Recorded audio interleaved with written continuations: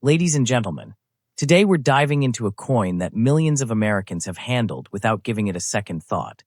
Yet hidden among the ordinary specimens are treasures worth hundreds or even thousands of dollars. We're talking about the 1990 Jefferson Nickel, the United States 5-cent coin that might be sitting in your pocket change right now. This isn't just another nickel. It's a coin with fascinating varieties, minting errors, and stories that could turn your spare change into serious money. Whether you're a seasoned collector or someone who's just curious about what makes certain coins valuable, you're about to discover why the 1990 Jefferson Nickel deserves a closer look. So grab your magnifying glass, check your coin jars, and let's explore what makes this seemingly common coin so special. The 1990 Jefferson Nickel represents a continuation of America's longest-running 5-cent coin design, a series that began way back in 1938 and continues to this day with modifications. By 1990, the United States was experiencing significant economic and political changes. The Cold War was ending, the Berlin Wall had just fallen the previous year, and America was transitioning into a new era of global leadership. The Jefferson Nickel, featuring the third president of the United States, Thomas Jefferson, on the obverse, and his beloved home Monticello on the reverse, had become such a fixture of American commerce that most people handled them without a second glance. The coin was originally designed by Felix Schlag, who won a competition in 1938 with his iconic design. By 1990, this design had been in use for over 5 decades, making it familiar to multiple generations of Americans. These nickels were used in everything from parking meters to candy purchases, vending machines to arcade games, serving as the workhorse of small-denomination transactions throughout the country. Let's examine what makes this coin unique in terms of its physical characteristics and production. The 1990 Jefferson Nickel is composed of 75% copper and 25% nickel, giving it that distinctive silvery appearance, though it contains no actual silver. It weighs exactly 5 grams and measures 21.21 millimeters in diameter with a plain edge, no reading like you'd find on dimes or quarters.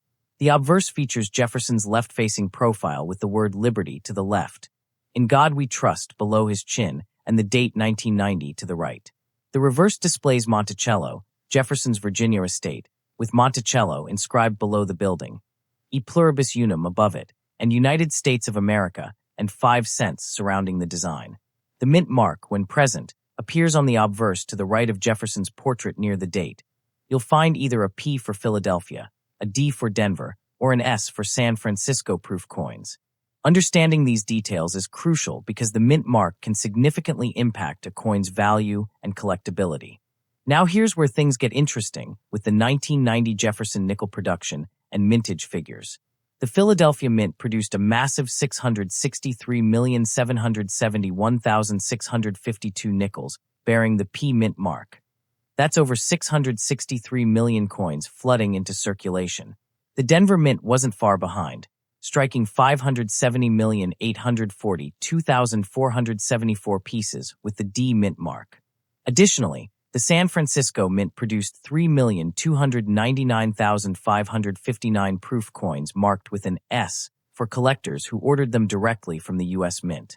With combined circulation mintages exceeding 1.2 billion coins, you might think the 1990 Jefferson Nickel is worthless beyond its 5-cent face value. And for most circulated examples, you'd be right. However, this is where the magic of coin collecting reveals itself. While common circulated 1990 nickels are indeed just worth face value, uncirculated examples in high grades, coins with full steps designation on Monticello, and error varieties can command significant premiums. The sheer volume of production actually works in collectors' favor when hunting for errors, as more coins mean more opportunities for minting mistakes to occur. The real treasure hunting begins when you start looking for condition rarities and varieties in the 1990 Jefferson Nickel. The most important designation for Jefferson Nickels is full steps, or FS. This refers to the 5 or 6 steps leading up to Monticello's entrance being completely visible and fully separated without any weakness or merging. Most 1990 nickels, even in mint state condition, have weak or incomplete steps due to die wear and striking pressure issues. A coin with full steps indicates a sharp, early die state strike and can multiply the value by 5 to 10 times or more compared to a non-FS coin of the same grade. Additionally, 1990 nickels exist with various die varieties and errors, including off-center strikes, die cracks, doubled dies, and planchet errors. Some collectors have reported finding 1990 nickels struck on wrong planchets or with dramatic lamination errors. The business strike coins from Philadelphia and Denver in grades MS65 or higher with full steps are genuinely scarce despite the huge mintages. Meanwhile, the San Francisco proof coins should exhibit perfect mirror-like fields and frosted devices. Any imperfections or unusual characteristics on proofs can create premium varieties. Let's discuss market values and what you should be looking for if you're hunting through your change or considering adding 1990 Jefferson Nickels to your collection. Standard circulated 1990 nickels from Philadelphia or Denver are worth face value, 5 cents, unless they exhibit errors or unusual varieties. Uncirculated examples in MS63 condition typically sell for $1 to $3, while MS64 examples might bring $3 to $8. Here's where it gets exciting. MS65 coins jump to $15 to $30, and MS66 specimens can reach $50 to $100. But add that full steps designation, and you're looking at dramatic increases.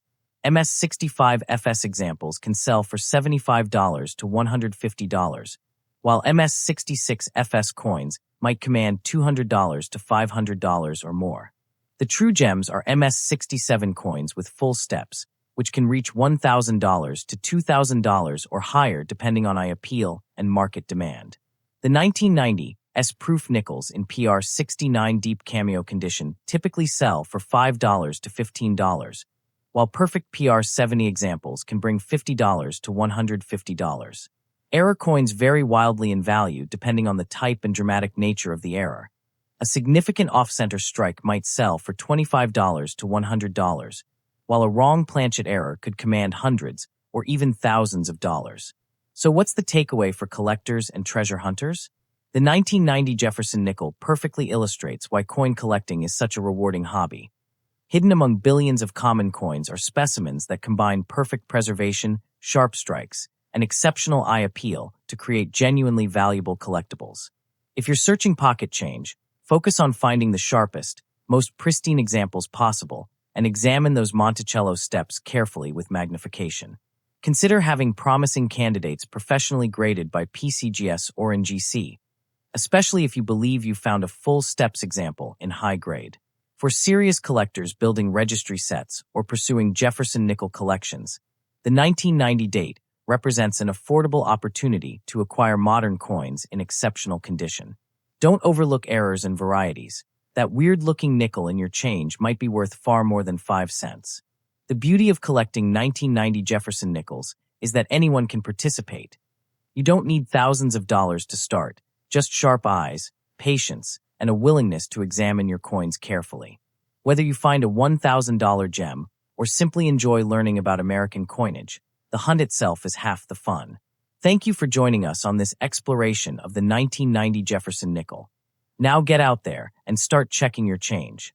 You never know what treasures might be hiding in plain sight. Happy hunting, and may your next nickel be a full steps gem.